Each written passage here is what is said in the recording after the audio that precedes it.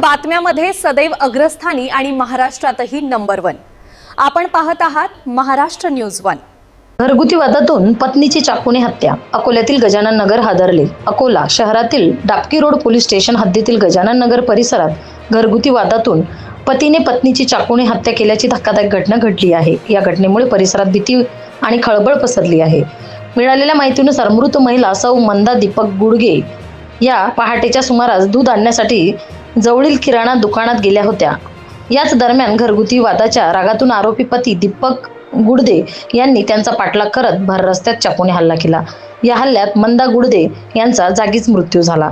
घटनेची माहिती मिळताच डाबकी रोड पोलीस तात्काळ घटनास्थळी दाखल झाले। पोलिसांनी आरोपी दीपक गुडदे याला अटक केली असून त्याच्या विरुद्ध गुन्हा दाखल करण्याची प्रक्रिया सुरू आहे। प्रकरणाचा पुढील तपास पोलीस करत आहेत। महाराष्ट्र न्यूज 1 साठी संपादक इस्माईल शेख सह जिल्हा प्रतिनिधी सोनू अण्णा औंधकर अकोला।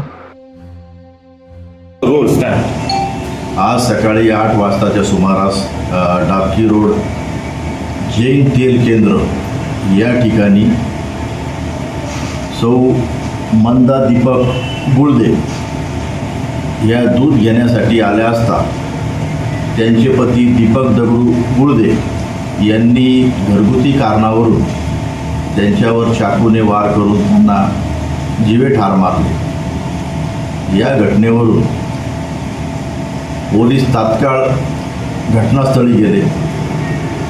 पोलिसांना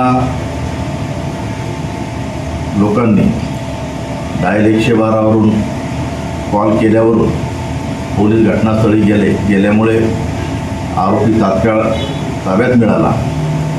पोलिसांनी आरोपीला ताब्यात घेऊन पोलीस स्टेशनला आणले आहे।